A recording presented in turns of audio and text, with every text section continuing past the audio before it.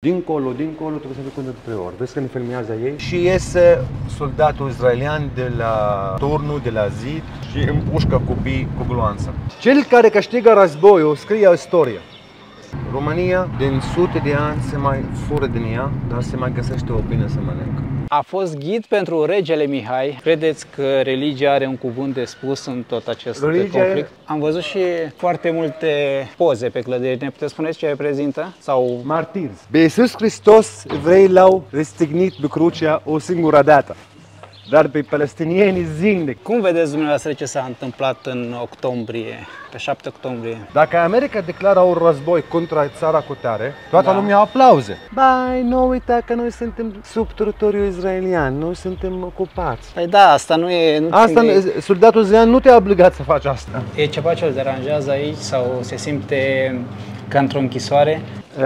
Ei au libertatea de a obține arme. România are o problemă. Tatăl meu m-a învățat, copilul meu, această țară este a noastră, dar nu putem face nimic prin luptă, prin armă. Noi putem câștiga războiul prin singur lucru. Ce ne deranjează că ei trăiesc în setelementele? 1. Eu n-am vrut, eu nu sunt agresiv cu ei. Eu personal am pățit-o de mai multe ori. Eu personal. Salutare prieteni și bine v-am pregăsit, bine ați revenit într-o nouă aventură. Ne aflăm pe teritoriile administrate de palestinieni, nu avea cum să nu ajungem și aici, iar astăzi, în vlogul de astăzi, o să vizităm o tabără de refugiați. Până atunci vreau să vă mulțumesc pentru că ne urmăriți într-un număr tot mai mare. Cu toate acestea, foarte puțini dintre voi sunteți abonați la canalul de YouTube, așa că am să vă rog să o faceți pentru că este gratis, iar pe noi ne ajută foarte, foarte mult. A te abona nu înseamnă a plăti, este gratuit, trebuie doar să apăsați butonul subscribe de la YouTube, după care să apăsați și clopoțelul, pentru că dacă nu apăsați pe clopoțel, YouTube-ul nu vă notifică, nu vă anunță în momentul în care postăm un clip nou. De data aceasta nu suntem singuri, pentru că am dat peste un palestinian care vorbește limba română. El este Rami. Doamne ajută! Bună dimineața tuturor! Vă mulțumesc foarte mult pentru că ați ales să fiți astăzi alături de noi. Eu sunt Rami din Betlehem, născut chiar în Betlehem, unde s-a născut și Domnul nostru Iisus Hristos. Am avut această onoare să studiez limba română când am fost în România anul 1997 începând. Am absolvit anul 2003 ca și farmacist și mă laud cu asta. Mai ales că am fost la facultatea Iulia Țiganu Cluj-Napoca. Vreau să vă spun că vorbiți foarte bine limba română, adică fără greșeală. Noi am mai discutat și înainte, ne-am întâlnit și în una din zilele trecute și vorbiți foarte bine. Vă felicit pentru asta. Mulțumesc, este o onoare pentru mine. Unde ne aflăm acum? Ne aflăm în câmp de refugiați Aida, acest teren care acum 76 de ani era liber, era un câmp de pom de măslin și după războiul din 1947 și declarația statului israelian, independența statului israelian, toți care au fugit datorită războiului și au găsit câte un câmp, câte o parte liberă și au făcut niște corturi și cu timp au zidit case. Din 1948. Văd că avem și o cheie foarte mare chiar la intrare. Cheia semnificația poarta casei lăsate acolo. Când au părăsit case obligați, bineînțeles, că ei n-au plecat de bunăvoință, au fost obligați să părăsească caselor. Fiecare și-a închis casa lui și a luat cheia cu el cu gând că să se întoarcă peste 2 săptămâni, 3 săptămâni și a devenit semn de întoarcere acasă. Am înțeles, deci oamenii păstrează această speranță, să-i spunem așa. Și cheia și chiar cheia respectivă, originală. Deci fiecare patron aici, dacă te duci la el, într-o căsuță de obiecte scumpe, cum ar fi de jewelry, de bijuterii, așa, găsești cheia păstrată acolo și când îl spui asta cheia casa mea care am părăsit-o în 48. Găsești și contractul. Contractul pentru casa, pentru teren, pentru ce a avut el atunci. O să discutăm mai pe larg despre aceste lucruri pentru că vom explora această zonă. Îngrijește refugiații palestinieni ONURWA. Ea se ocupă de mâncarea lor, organizația ONU, de mâncare, de studii, de sănătate. Din nefericire, acum 2-3 săptămâni au fost închise ONURWA în Ierusalim. Aceste organizații? Da, în Ierusalim au fost deschise și scoase afară, să nu mai ajută refugiații. Că sunt și refugiați care stau în Ierusalim, care au pașaport sau au buletin israelian, adică trăiesc sub conducerea statului israelian. Cheia de care ne vorbea Rami ceva mai devreme, înmânată unui copil, înseamnă că cheia trece din generație în generație. Cum tu vezi un prieten de ai tăi sau fratele tău legat de către 3-4 soldați, patut, dezbrăcat și vrei să spui că păstrați pace. Ok. Oamenii ăștia sunt neînarmați. Merg la lucru, merg la cumpărături, merg cu copiii pe școală, se trezesc că găsesc armata izraeliană în fața lor. Îi oprește, îi verifică. Ei sunt dincolo. Ce caută aici? De ce intră? Prin tratat de pace semnate în 93 în Oslo, nu au voie să intre la noi decât dacă au ce face, dacă au o chestie anumită și trebuie să anunță statul palestinian, adică trebuie să anunță poliția palestiniană. Ei nu mai respectă asta. Eu sunt contra lupta cu arme. Da, pentru că dumneavoastră știți că nu aduce nimic bun. Nu aduce, nu câștigă nimic. Dar eu nu pot să opresc oameni care sunt stimulați, provocați de lucruri făcute de statul izraelian și de armata izraeliană. Că sunt spontani. Sunt niște probleme care, sau niște scandaluri sau niște lupte care sunt spontane, pe loc să încep. Tu nu ești din casa, ai în gând să faci aia. Dar dai de ei și dai de tine. Din punctul soldatului izraelian, fiecare dintre noi este, să zicem așa, un fel de o bombă temporară. La orice moment poate exploza. Da. Exploda. Tu nu știi când se explodează omul din fața ta. Așa se gândește el. Asta nu e adevărat.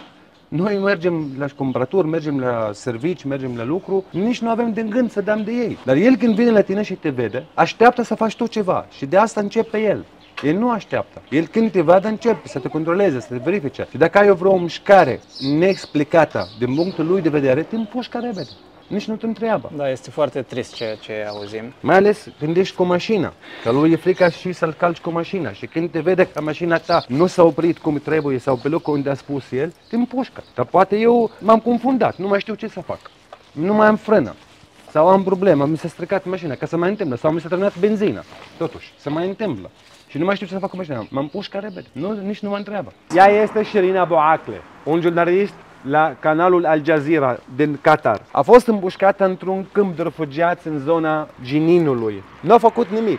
Avea vestul, avea căciula, este creștină ortodoxă. De când a început ea viața ei de jurnalist, până la marturia sa, că deja este o martiră mare, tot filmează și urmea palestinieni amariți.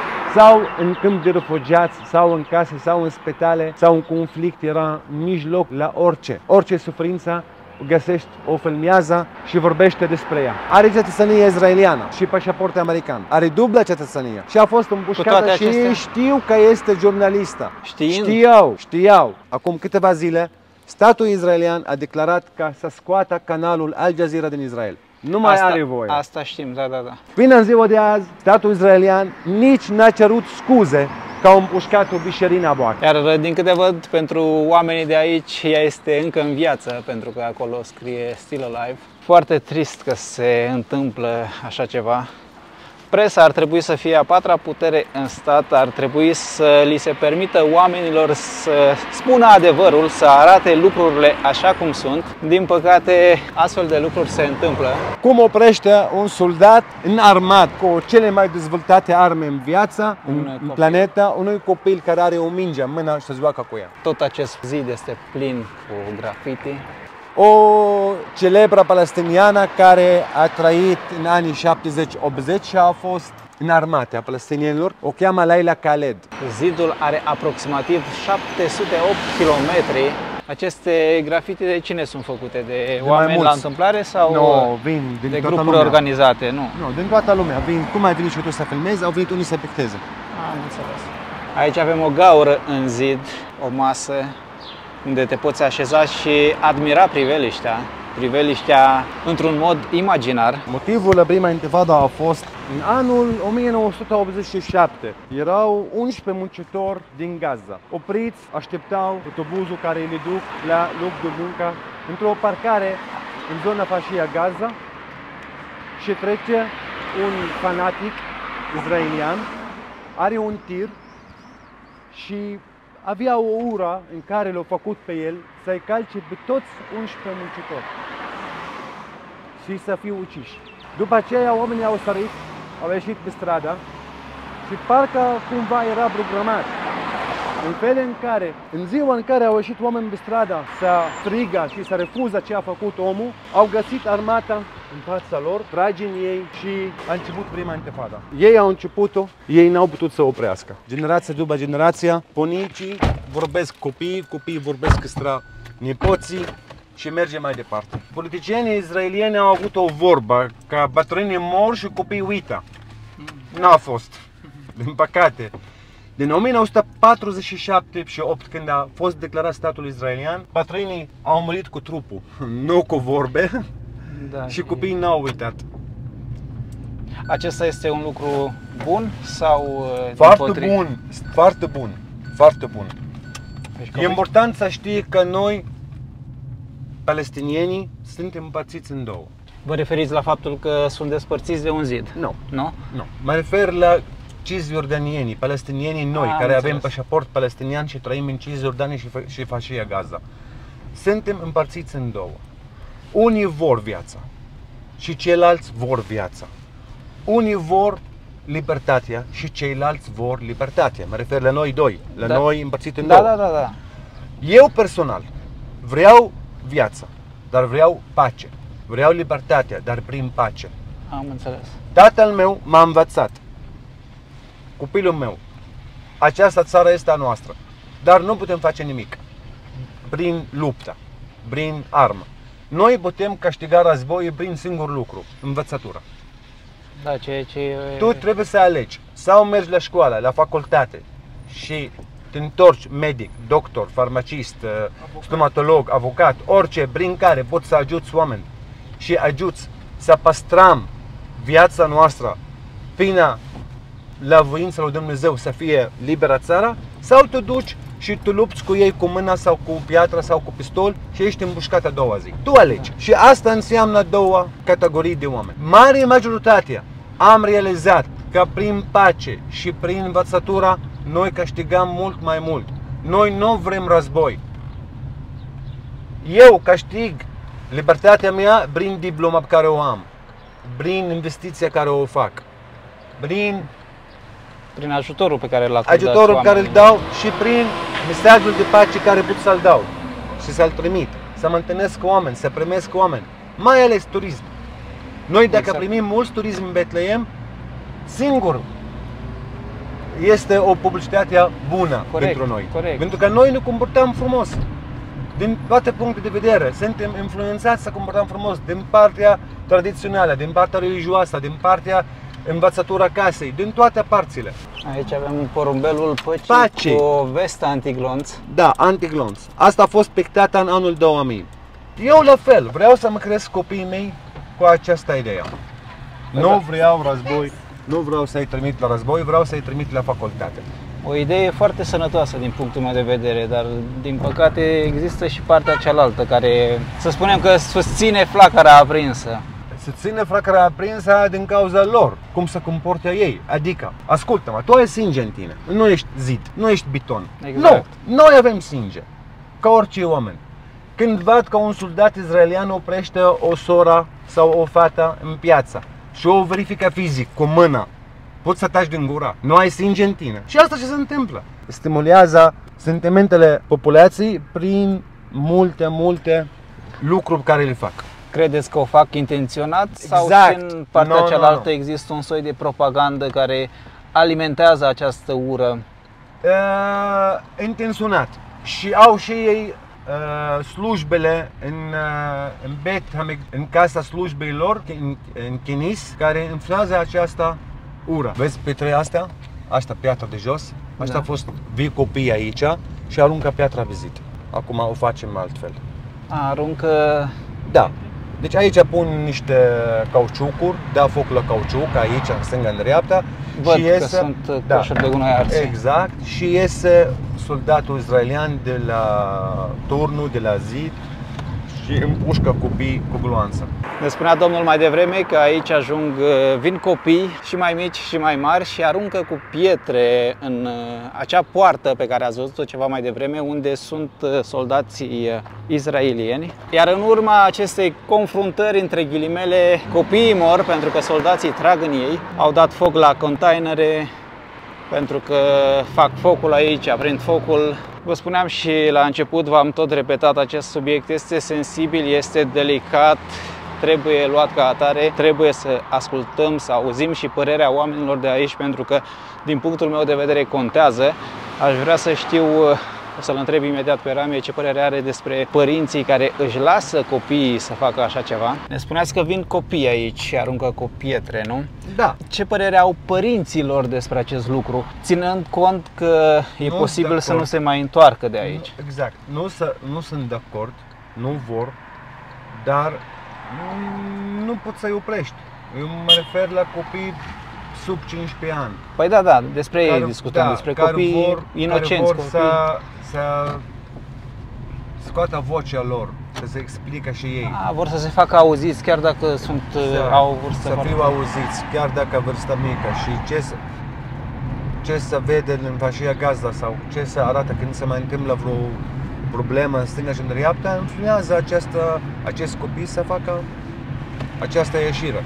Din punctul meu de vedere, părinții ar trebui cumva să educe, să le spună că nu au nimic de câștigat bun din asta, pentru că își riscă viața. Asta ce mi-a spus și mie părinții mei și asta eu am ascultat. Alții nu prea au ascultat și nu ascultă, că eu ți-am spus că suntem aproximativ două categorii. Da. Aici se formează și coadă, văd, iar în momentul în care ieșiți, vă controlează. Nu am voie să mă duc acolo. Repede. Ok. Ai văzut? Avem și Becul României. Asta chiar nu mă așteptam. L-am avut aici, dar am vândut mașina și asta e mașina creată. Din cauza războiului nu mai am mașină. Și se formează o coadă până în mașini. Mai ales la 5 dimineața, că toți muncitorii care intră să muncească în construcție în Israel, trebuie să fie la ora 6:30-7 la locul de serviciu, nu? Exact, da. Și toți vin în 2 ore, toți trebuie să fie așezați aici ca să traversă în partea alaltă. Ca să ajung în partea cealaltă, am 4 controle acum. Acum, 4 controle. De exemplu, coada asta vine la poarta rulantă, care de obicei este roșu, nu verde, și n-ai voie să intri. Dacă intru, nu pot să mă întorc decât dacă ajung acolo. Dincolo, trebuie să fie până de 3 ori. Vezi că ne filmează ei, nu când stăm mult. Muncitorii care lucrează în Israel sunt obligați să intre prin anumite puncte de controle. Nu oriunde intră. Și nu poți să intri cu mașina sau cu autocar, trebuie să vii aici și să pui ștanța. Sau ocoala. Amprenta la ochi sau la mână. Amprenta, ocoala sau la mână. Plus, de fiecare dată? De fiecare dată. Plus acest magnet. Ca orice țară dezvoltată, viața ta toată e aici. Noi știm că telefoanele deja registrează tot. Și dacă e închis sau deschis, tot te registrează. Poarta asta se deschide pentru Patriarhul Ierusalimului, pentru delegații. Aici o poartă, pentru de fapt, nici delegații, pentru președinți, pentru vin și să intră, controlați și se duce tot. Acum, de aici încolo încep orașul Betlehem, asta dacă veniți pe jos, să vizitați Betlehem, orașul frumos, orașul nașterii, orașul care are peste 4.000 de ani. Peste 4.000 de ani, că avem multe lucruri frumoase, dovezi, de exemplu, bazin de ulei, înainte de nașterea lui Iisus, locuri unde se păstra miere de alpină, tot vase, bazine, au vârstă de peste 4.000 de ani. Și încă se păstrează metoda tradițională? Nu prea. La presă de ulei de măslin avem singura presă de ulei care se mai funcționează la rece. Înainte de anii 90, 95, asta era deschis. Pe aici intrăm cu mașina mea până în Ierusalim. Prin calea asta intram în Ierusalim cu mașina mea. Fără probleme. Fără probleme. Era un control, ai permis, nu ai permis, hai te iert de data asta, du-te. Mai vorbeam 2 cuvinte frumoase cu soldatul și m-a lăsat să trec. Bine, cereau și permise. Separația aceasta a început după anul 1990. Bine, în 1990, tot palestinienii care locuiesc în Cisjordania și în Fâșia Gaza aveau drept să intre până în tot Israelul, până în Tiberias. După 1990 nu mai au voie decât cu permise speciale. Păi ce s-a schimbat? S-a schimbat prima intifada.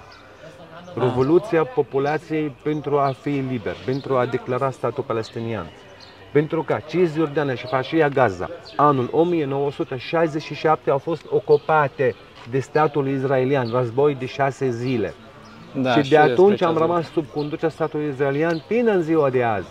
Acum, în anii 90 s-a făcut tratat de pace între noi și statul israelian. Din punct de vedere al personal al meu, sunt tratate de pace foarte frumoase și necesare, dar nu au fost respectate cum trebuie. Pentru nu au fost respectate de ambele părți sau mai mult de partea israeliană, pentru că ei au forța. Deci pace are nevoie de o putere ca să o păstreze.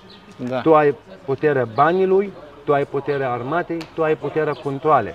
Fiind, ce s-a întâmplat? Noi ne-am înțeles cu statul israelian să avem o perioadă temporară prin care începem să declarăm autoritatea palestiniană, autonomie, autoconducere, împreună cu ei să avem participare la controle, la border, frontier. Da. Și cu timp n-au respectat. Trebuia să ne dea un port liber la mare, în Gaza. Nu ne-au dat. Aeroport în Gaza am avut, dar nu era liber, era controlat de ei și a fost și bombardat și stricat. Controlul între noi și Iordania, trecerea în Iordania sau punctul control sau frontiera cu Iordania, trebuie să fie liberă a noastră. Să ieșim și să intrăm în Iordania fără să fim controlați de statul israelian. Asta era semnat. Nu s-a respectat. Pentru import și export am avut niște înțelegeri în Paris, semnată și nu a fost respectată.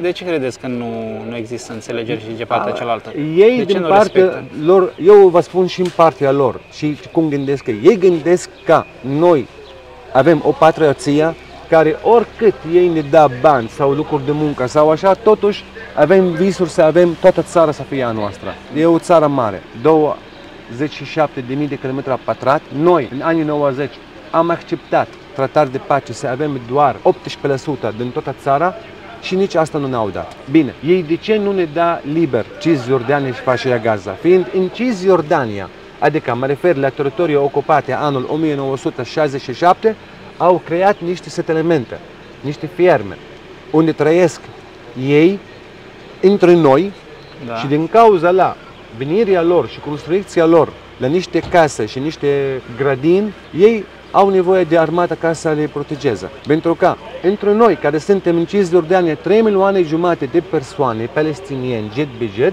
avem 500-600 de mii de evrei, de israelieni care trăiesc în setelemente. Setelementele care sunt declarate de la ONU, de la America, de la Marea Britanie, de toată lumea, că nu sunt legale. Setelementele făcute astea funcționează, sunt... Exact. Și au făcut multe drumuri pentru ei. Ok. Ce ne deranjează că ei trăiesc în setelementele? 1. Ei au ales zonele de verdeață, zone bune de agricultură. Le-au luat cu forță. Zonele cele mai productive. Cele mai productive. Le-au ocupat cu forță. 2. Ca să ajungă la zona respectivă sau la cartierul respectiv, deja a devenit orașe mari, nu mai sunt cartiere, trebuie să aibă cai, drumuri, nu? Drumuri intră între județele noastre, între orașul și sat, adică între zona de agricultură a noastră și oraș. Și de asta drumul lor rupe continuarea noastră între orașul și sat. Deci în județul Betlehem avem 4-5 setelemente, din cauza lor țăranii din jurul lui Betlehem nu pot să ajungă în orașul Betlehem decât dacă sunt controlați de armata israeliană. Cum am înțeles, sunt nevoie să treacă prin controale inutile pentru că... Deci controale sunt pe capul nostru, nu doar dacă intru eu din Palestina în Israel. Sunt și dacă ies din orașul Betlehem și mă duc la satul meu. Adică dacă intru de la mine la mine. De la mine la mine, eu sunt un soldat israelian. De exemplu, mi s-a stricat mașina, m-am pușcă, n-am controlat mașina sau am rămas șocat că e în fața mea, că ei nu are punct de control declarat și anumit. El vine în capul lui, primește o informație că acum fa punct de control. Se oprește și blochează strada. În ambulanță nu trece. Aceleași chestii. Ar trebui să aibă mașina ta. Dar ascultă-mă, tu dacă dai cu mașina ta, așa, să zicem ca oameni, lasă politicieni în pace.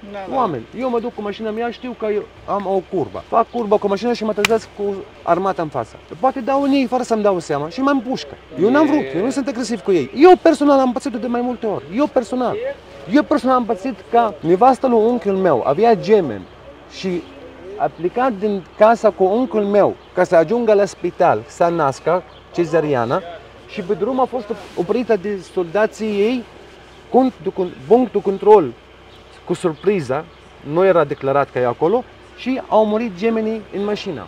A născut în mașină și au murit gemeni. Dar care este motivul oficial, între ghilimele, pentru aceste controale? De ce fac aceste controale spontane? Ți-am spus, spontan, pentru că primește o informație poate proastă, care este trece X sau cu tare. 1, 2, ei au vorbit, deci soldați care au ieșit la pensie, au vorbit că noi facem asta ca să păstrăm populația palestiniană sub presiune. Deci așa a spus unul la televizor și poate dacă vrei să te uiți la YouTube o să găsești filmatul. A spus un soldat care deja la pensia, noi primeam ora 12, la ora 3 dimineața un order, mergeți în cartierul cotare, nu faceți nimic, doar intrați în casa, treziți copii, faceți gălăgie și plecați, ca să-i deranjați viața.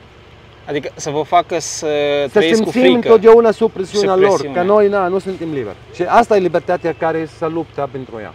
Da, o să aflăm foarte multe lucruri interesante pe care nu le vedeți pe canalele de știri, din păcate. Priviți cât de înguste sunt aceste străduțe, de aproape imposibil să mergi cu mașina pe aici. Fiind, ăștia erau corturi.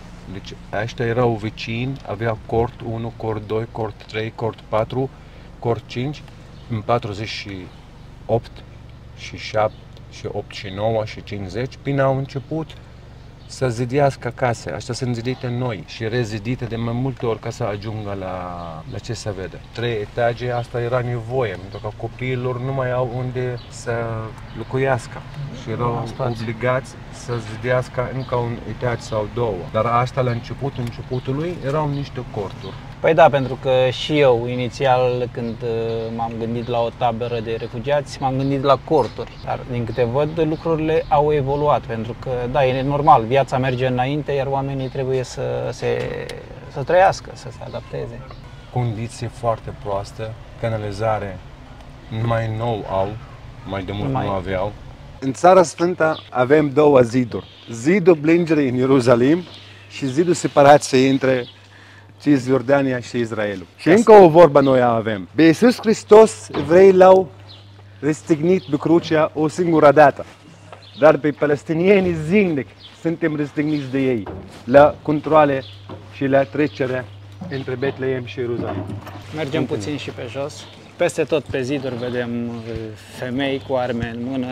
Dar ce am văzut în Israel, în Tel Aviv, în Haifa, în Ierusalim și nu am văzut aici, acolo vedeam foarte multe persoane înarmate pe stradă. Chiar și în civil am aflat ulterior că sunt soldați în permisie. Aici nimeni. Cel puțin până acum nu am văzut. Nici nu se vede. Ei au libertatea de a obține arme. Chiar Asta dacă da, ni sunt s-a civili. spus. Chiar dacă sunt civili, adică nu sunt înarmați, civili. Nu sunt în armata, mă refer. 1, 2, asta ce îți dă să înțelegi tu? Tu când vezi un om non-stop are mâna pe arme, ce înseamnă? Înseamnă că e hoț. A furat ceva și întotdeauna are mâna că e în așteptare să vină al dreptului să-și ia dreptul. De asta tu ai arma non-stop în mâna ta. Am văzut și foarte multe poze pe clădiri. Ne puteți spune ce reprezintă? Sau... Martiri. Niște bărbați au fost împușcați de armata izraeliană. Cum și v-am spus mai înainte. Mai înainte v-am spus, vin copii și aruncă cu pietra acolo. Și aici au locuit ei? Sau? Da, asta e casa lor. Avem deci și omul acolo... asta aruncă piatra și iese celălalt în tank și îl împușcă. Pentru noi sunt martiri. Iar pentru cei de dincolo sunt teroriști. Asta zic. Din punctul lor de vedere sunt teroriști. Din punctul nostru de vedere sunt eroi. Totuși oamenii trăiesc, uite, fac magazine, muncesc, păi asta voiam să spun, da. Una, alta, nu sunt blocați pe loc și blâng. Adică nu stă în cort și blânge. Nu, gata, începe viața, fără să uită ce a pățit, durerea și care are drept de a trăi. Noi cu statul israelian la 1995, din tratat de pace, dreptul refugiaților de a întoarce în casa lor este înțeles, este semnat, dar nu s-a respectat. Și ONU a scos legea asta. Credeți că se va respecta acest lucru? Nu cred, niciodată. Pentru că demografia în Israel, dacă se întorc refugiații în case și în satele lor, cum s-au înțeles, demografia în Israel dă drept la alegeri la arabi. Fie creștini sau musulmani. Să știți că refugiații nu doar sunt musulmani, sunt arabi creștini, arabi palestiniani. Că aici noi trăim și arabi, palestinieni, creștini și musulmani. Deci nu doar musulmani, nu e vorba de religie. Chiar dacă se amestecă și se folosește religia ca să influează războiul. Asta voiam să întreb. Credeți că religia are un cuvânt de spus în tot acest conflict? Religia este folosită de politicieni când vor. Deci este folosită după bunul plac. Exact. Pentru că nu vor Constituția să devină din religia, dar când au nevoie de religioși și de religia să facă un război sau să facă un lucru pentru ei, pentru binele lor, folosesc religia. Zice că religia spune.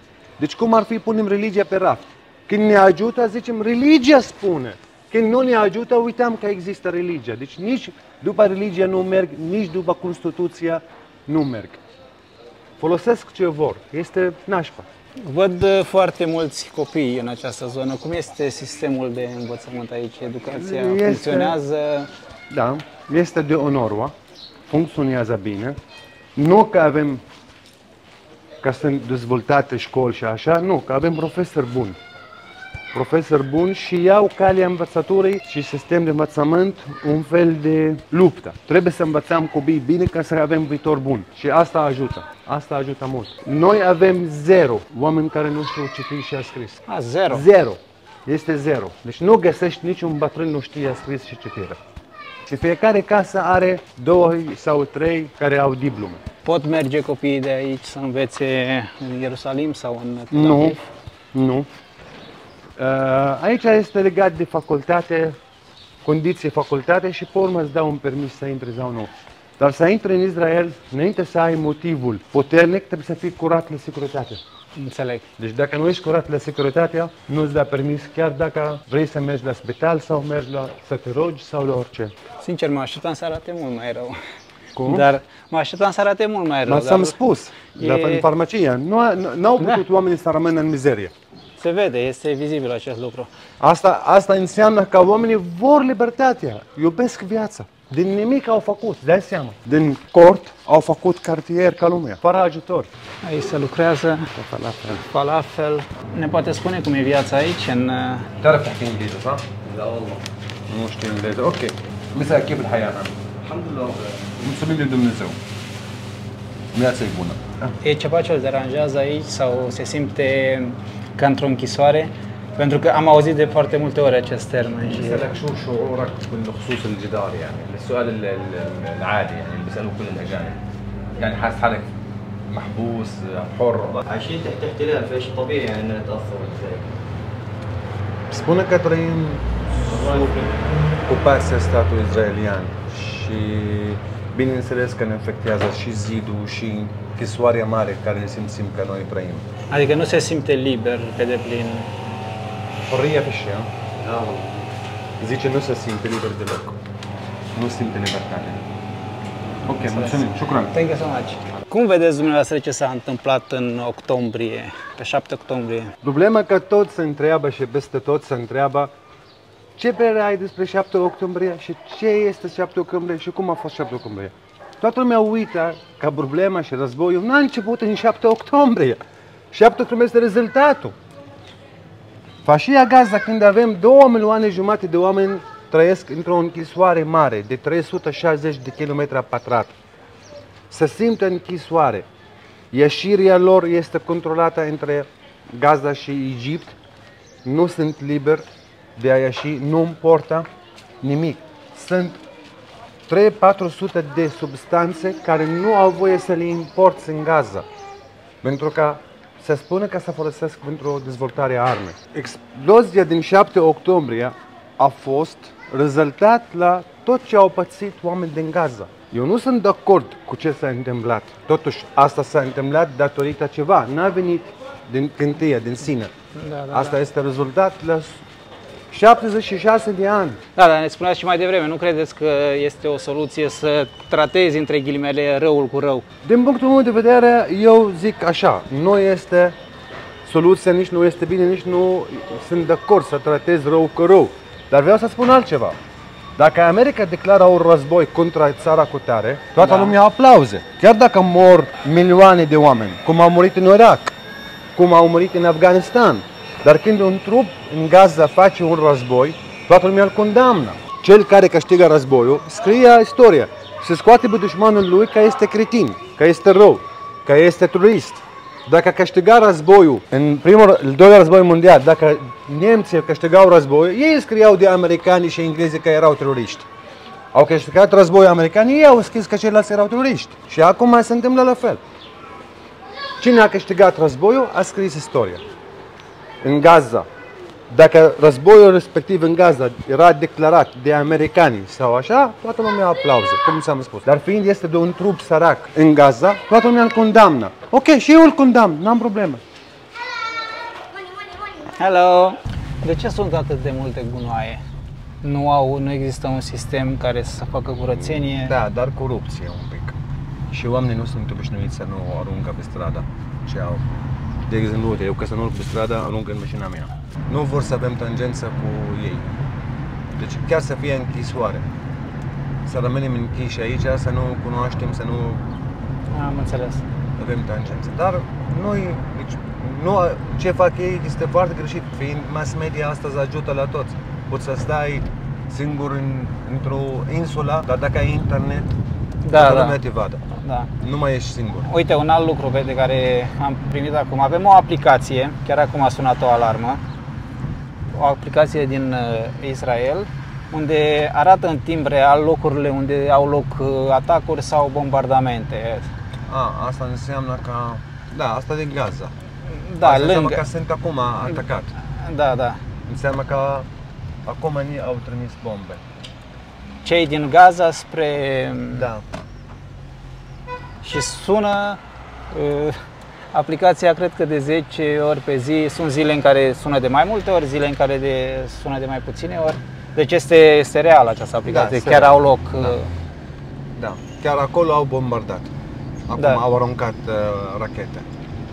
Și e posibil ca în acele locuri să moară persoane. N-are cum, nu? pentru că, uite, dacă ești anunțat, Da. e pregătită zona, acoperișul din fier, sistemul lor, care urmează racheta ieșită din Gaza și o oprește în cer.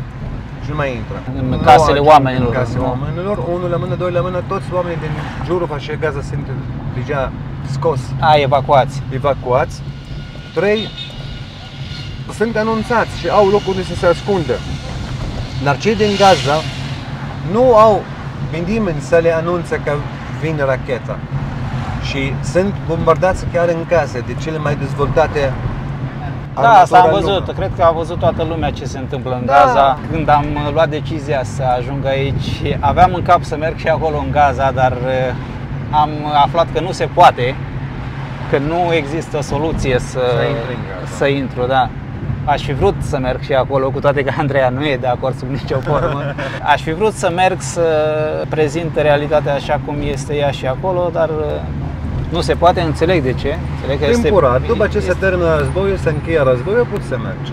Sper să se termine cât mai repede, iar în momentul în care s-a încheiat oficial, promit că o să fiu primul care ajunge acolo și vă prezint ceea ce găsesc la fața locului.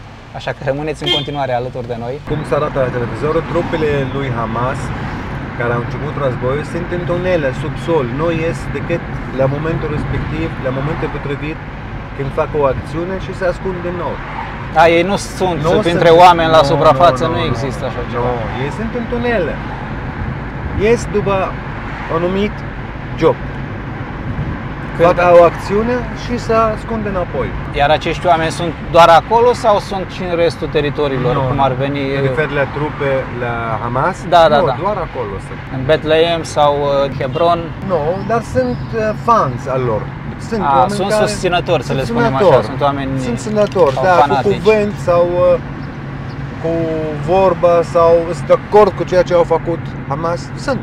Sunt mulți oameni. Eu nu sunt de acord din mai multe motive. Totuși, nu poți să faci față. Hai să zicem așa, să fiu eu cel mai patriot palestinian, dar trebuie să fiu și deștept. Nu poți să fiu doar patriot, trebuie să fiu și deștept. Eu dacă nu pot face ceva și ies în pierdere, mai bine nu încep. Dacă nu pot să opresc ceva, nu îl încep. Dacă nu am cheia cum să închid o poartă, nu pot să o deschid de la început. Și asta e problema. Pe lângă că mulți nevinovați au murit pe ambele părți, mulți. Și la noi 36.000 de nevinovați și dincolo aproximativ 700 și viața s-a blocat, tot s-a stricat comerțul, turismul, agricultura, tot. Dar cifrele arată că pe 7 octombrie ar fi murit în jur de 1200 de persoane acolo la... Bine, eu mă refer acum la civil, nu mă refer la soldați. Am înțeles. Mii de civili. Și din Hamas au murit soldați. Dar și când vine vorba de armată, credeți că toți sunt vinovați? Pentru că oamenii oarecum sunt obligați, nu oarecum, sunt obligați să facă armata, pentru că este obligatorie, ei nu au încotro. Copiii la 18 ani trebuie să meargă în armată, fetele trebuie să meargă în armată, adică nu au altă alternativă, din câte am înțeles. nu au, dar politicienii lor întotdeauna au crescut stare de război. Au crescut tensiunea. Ascultă-mă, eu din câte am trăit aici și știu,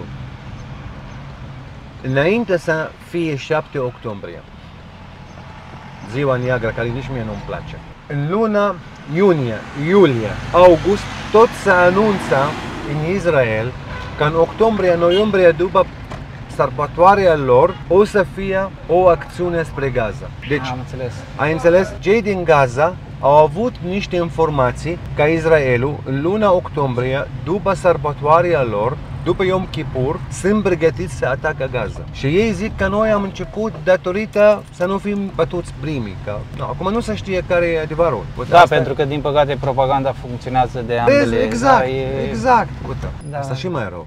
Asta când motivizați mai mare decât celălalt. Aici trăiesc 20.000.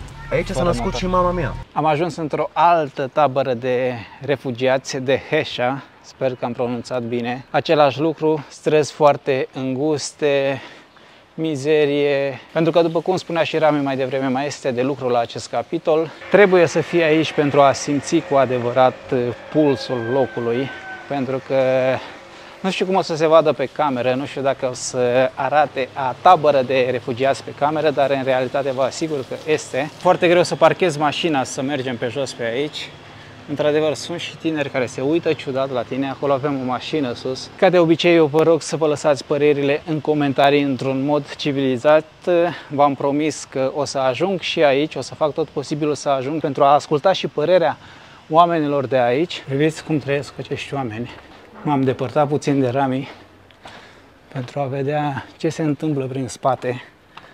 Cu toate că mi-a zis să nu fac asta, dacă e să se ia cineva de mine, a zis că nu mă cunoaște, dar mă știți pe mine, curios din fire. Acesta este unul din motivele pentru care nu pot să merg cu un tur, cu un ghid, pentru că vreau să fac lucrurile de capul meu. Foarte multe fotografii a persoanelor care și-au pierdut viața în atentate. Ne spuneați că aici s-a născut și mama dumneavoastră, și mama mea, da. Tot într-o tabără de refugiați? Într-o tabără de refugiați, da. Acum, unde fratele ei are deja o casă de familie mare. Acum, Suleiman Magnificul le-a refăcut, le-a rezidit și a pus presa de apă jos, care ducea apă de aici bine în Ierusalim, bine în moschei, bine în biserici, bine în oraș, bine în sat. Uite cât de mari sunt. Sunt 3, una aici și două mai jos. Poți să intri. Și oamenii pescuiesc. Hello. Da, pescuiesc oamenii aici. Salam aleikum. Oamenii pescuiesc aici. Mai de multe nu tam și eu acolo. Dar era mai curată, acum e... Apa văd că nu e curată și văd foarte mult plastic acolo, din păcate. Da, neîngrijită. Aici, din punctul meu de vedere, e strict vina oamenilor, pentru că altfel plasticul nu ar ajunge în apă. Nu ar ajunge în apă. Unul la mână, doi la mână, altă problemă. Cele 3 bazine au fost închiriate de o firmă privată de a investi în turism. Și aceștia doar au pus mâna pe ei și n-au dezvoltat nimic. N-a făcut nimic, am înțeles. Da, aceeași mizerie și în Egipt, se varsă în Nil. O să ajungem și acolo. Dar vreau să-ți spun, noi, hai să nu fim, noi nu suntem îngerași.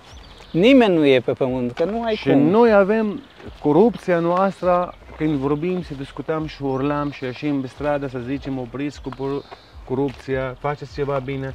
Ni se răspunde, bai, nu uita că noi suntem sub teritoriul israelian, noi suntem ocupați, noi suntem sub ocupația israeliană. Bine, omule, tu ești sub ocupația Israelului, dar asta nu înseamnă să arunci gunoi pe stradă. Păi da, asta nu e... Soldatul israelian nu te-a obligat să faci asta. Da. Sau politicienul israelian. Nu te-a obligat. Deci folosesc acest lucru și ca o scuză, ca un fel de... ca un cuier. Să aruncă toată probleme toată vina spre ei. Spre ei. Întotdeauna aruncă vina pe ei. Sunt și noi, putem face ceva, dar nu facem. Da, corupția, din păcate, își pune cuvântul peste tot în lume. Peste tot, inclusiv în România, știți bine la ce mă refer. Acest proiect l-au luat, uite, au zidit acolo, au făcut piața, au făcut totuși magazine ca să fie vizitat curat și s-a întâmplat intifada numărul 2. A dat Flamen. Da. Agenția care a ocupat, care a plătit chirie și a luat asta de la stat ca să facă ceva frumos pentru turism intern, să zicem, da? A dat flament după războiul din anul 2000. Rami este un om extraordinar, vorbește limba română la perfecție, așa că dacă vreți să veniți pe aici, dacă aveți în plan să veniți aici, puteți apela la el cu încredere. Foarte frumoasă această zonă. Se poate menține și curățenia, priviți cum arată aici, spre deosebire de ce am văzut mai devreme. Practic face parte din același complex, doar că aici locul este cât de cât întreținut. Uitați-mi, ne-a spus mai devreme, nu am surprins momentul pe cameră, a fost ghid pentru regele Mihai. Am găsit un afiș interesant și în limba engleză, copiii sunt responsabili pentru părinți. Mai aveți frați, surori? Da, noi suntem 9. 9. 6 băieți și 3 fete. Toți au avut de ales atunci când au fost tineri, între stânga și dreapta, haideți să spunem așa. Noi tot am ales și am rămas pe dreapta. Noi suntem 2 farmaciști în familia, un stomatolog, un medic generalist, medicina generală a terminat, și un psiholog, avem în familia, și surorile, una este la biotehnologie, a terminat master, celălalt a terminat geografia și toți suntem familia, un contabil, a studiat comerț și așa, suntem familia din asta. Cum ar trebui să fie toată familia din Palestina. Da. Pentru că așa câștigăm noi viața frumoasă și liniștită. Eu am început ghidatul în 2012 și până în ziua de azi aproximativ zilnic sau mai ales la sezon, zilnic am pelerini români. Organizez grupuri, chiar de la aeroport până în aeroport. Aranjam autocarul, hoteluri, tot ce trebuie. Totul, de la A la Z. Mă ocup cu de toate, de la A la Z. Și cum ați ajuns la regele Mihai? Adică cum a ajuns? Era prin preot care duce pelerini și m-a sunat telefon, spune, vezi că am persoane foarte importante în grup. Când mai aveți timp? Pentru că ne spuneați că lucrați foarte mult, de la ora 8 dimineața până la 12 noaptea sunteți în farmacie. Când am un grup de pelerini, îmi iau liber de la farmacie și sunt colegii mei care mă acoperă. Pelerinajul e un serviciu foarte frumos, foarte interesant și prin care îmi transmit mesaje de pace la pelerinii care vin. Noi ajungem în Tiberias, în Marea Galileea, ajungem în Ierihon, Ierusalim, Betleem.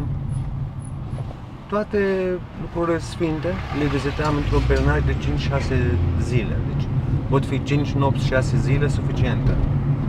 Sau 4 nopți, 5 zile, le descurcăm. Știu că sunt foarte multe persoane din România care vin aici și, așa cum v-am spus și mai devreme, apelați la Rami cu încredere pentru că este un om de nota 10.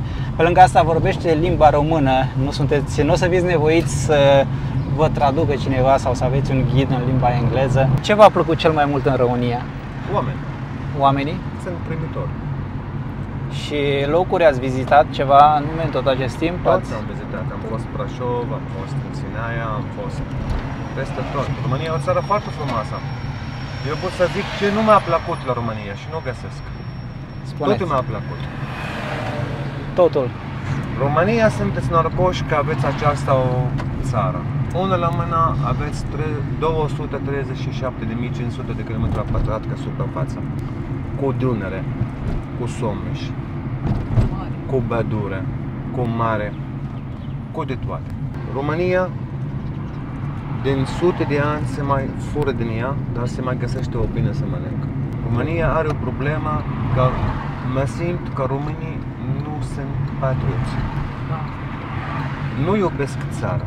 Românii laudă că iubesc țara, dar nu fac pentru țară. Apa aveți, pădure aveți, agricultura aveți, surse naturale aveți, locuri de turism aveți, tot. Da. Nu folosiți de turism deloc, nu folosiți agricultura cum trebuie și cel mai rău lucru este că România, când am intrat eu, a avut 25 de milioane de locuitori, acum are 18 milioane. Deștepții au părăsit țara. O să mâncăm ceva. Bine. Rami insistă, nu ne lasă să plătim. Am mai mâncat și shawarma pe drum, apă, nu vrea să ne ia niciun ban. Cam așa funcționează aici, așa sunt oamenii. De fiecare dată, în momentul în care ajungi într-un loc problematic, să-i spunem așa, realitatea este cu totul și cu totul alta. Niciodată, dar niciodată nu s-a întâmplat să găsesc ceea ce văd pe TV, ceea ce văd pe internet. Nu știu de ce. Nu înțeleg de ce propaganda pune stăpânire pe oameni, pentru că ea există din ambele direcții, așa cum am întâlnit și în Rusia și în Ucraina, dar aceste lucruri pur și simplu înrăiesc oamenii. Cel puțin acesta este punctul meu de vedere. Rami este și ospătar. Da! Ne servește. Îi mulțumim mult pentru asta. Piept de pui? Piept de pui, cheftele. Astea sunt speciale, că sunt miel cu văcuță. Am înțeles. Și sos mushroom. Un sos de ciuperci. Nu am găsit ce trebuie. Murături. Da. Nu contează. Orez. Orez special. Thank you so much. Thank you. Arată foarte bine. Gata, am mâncat tot. Nu se mai poate. Suntem plini. Mâncarea foarte, foarte bună. Vă mulțumim foarte mult. Mulțumim pentru ospitalitate. Am vrut să vă oferim noi, dar dacă nu. Cu altă ocazie. Aici este o problemă, nu-mi place la noi. Dacă plătești, tu plătești dublu. Da. De fapt, Ai da. înțeles? Acum abia am înțeles la ce v-ați referit. Da, din păcate. Da, asta nu-mi place la noi. În România nu e așa. Momentan, sper să rămână, să nu se schimbe și la noi. Străinul, localnicul, dacă intră în restaurant, are un meniu, singurul meniu, mănâncă, plătește și de vedere. Plătește prețul corect. Iar Exact, la noi nu. La noi crește prețul pentru străinul. vedeți cum stau oamenii. Doar persoanele care vor vin aici să se roage, nu? Normal obligatoriu. Pentru că mai văd și pe partea stângă oameni care nu... Sau sunt creștini sau sunt ca mine, nu practică. Am înțeles, da. Deci cum ar fi duminica? Vorbește Breda, imamul sau care conduce slujba, imam, îi spunem noi, imam. Da. Spune o Breda, 10-15 minute niște cuvinte frumoase de a ajuta oamenii de a fi cinstiți, de a practicați religia, să vă rugați, să vă postiți sau una sau alta. Sau zice de politică un pic, de probleme, de situațiile, de necazuri. Dar totuși vreau să beau cu voi un espresso. E momentul? Nu vă refuzăm, dar cum să nu? Mergem să consumăm un espresso bun în Betleem. Aveți un mesaj pe care să-l transmiteți oamenilor care ne urmăresc, pentru că, știți dumneavoastră, sunt împărțiți în două tabere. Care ar fi mesajul de încheiere pe care vreți să-l lăsați oamenilor? Să nu credeți tot ce auziți despre noi. Noi suntem arătat foarte rău în sănătate. De fapt, noi încercăm să ne păstrăm viața. Asta partea publică, partea sentimentală, să vă rugați pentru pacele țarei Sfânt.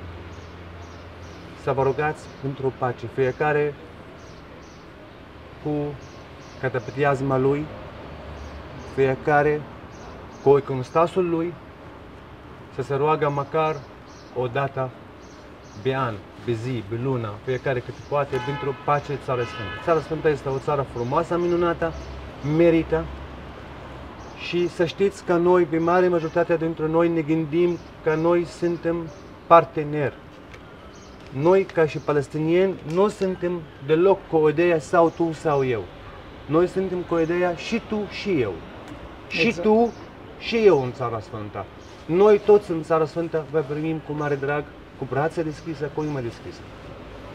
Și dacă sunt persoane care vor să ajute într-un fel sau altul, cum o pot face? Doar veniți și ne vizitați. Nu vrem nimic. Venirea pelerinilor în Țara Sfântă este un semn de pace. Lucrul pe care vi l-am spus și eu ceva mai devreme. Cam asta a fost pentru astăzi. Îi mulțumim lui Rami pentru tot, un om extraordinar care a mers cu noi aproape peste tot, ne-a prezentat lucrurile.